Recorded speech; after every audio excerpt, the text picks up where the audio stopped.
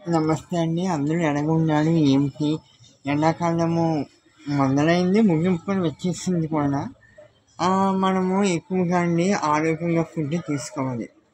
ఎంత ఆరోగ్యంగా ఉంటే అంత మనకి మంచిది. ఎప్పుడైనా సరే పొద్దున పూట రాగి జావ, అంగటి, అంబటి, రాగి జావ, రాగి సంగటి, గంజన్నము, సద్దన్నము ఎక్కువగా అలా తింటూ ఉంటే మనకి మంచిదండి. జంక్ ఫుడ్ అవాయిడ్ చేయండి. టీలు, కాఫీలు అవాయిడ్ చేయండి. ఎప్పుడో తలనొప్పి ఉంటేనే తాగండి. మనం ఎక్కువగా జొన్న రొట్టెలు తింటూ ఉండండి.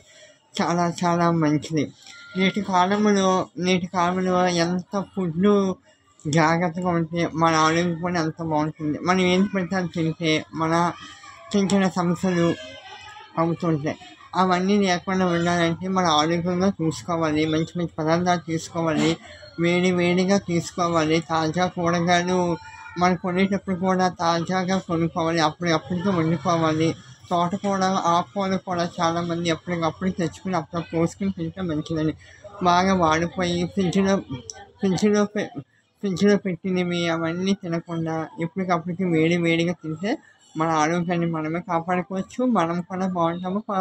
చుట్టుపక్కల వాళ్ళకి కూడా అందరూ ఆరోగ్యంగా మనం కూడా పక్క వాళ్ళకి కూడా చెప్తూ ఉండాలి. అప్పుడు మనకు వైద్యం అవసరం లేదు. మనమే వైద్యులం. మనమే ఆరోగ్యంగా ఉండి. ఇంక మన డాక్టర్ కూడా చూడవసరం లేదు. మనం అన్నీ చిన్న పాటించాలి.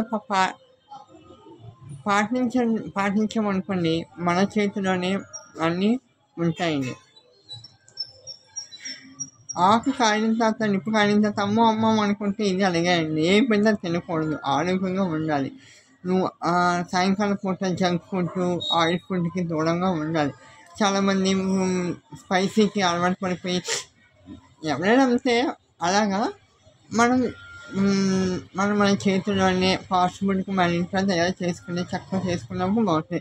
కొన్ని చోట బాగుందని చెప్పొచ్చు, కొన్ని చోట బాగోకపోవచ్చు. అయినా మన జాగ్రత్త మనం ఉంటే మనకి మంచిది. Thank you.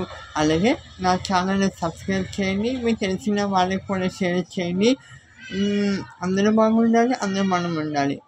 ఇది చాలా ఆరోగ్యం అండి. ఆరోగ్యమే మహాభాగ్యం. మన పెద్దవాళ్ళు చెప్తూ ఉంటారు. మనకు తెలిసిన అప్పట్లో మనకు గ్యాస్ మీద ఉండే కరెంటు పొయ్యిలు, తిరగలి అవన్నీ చేసుకుని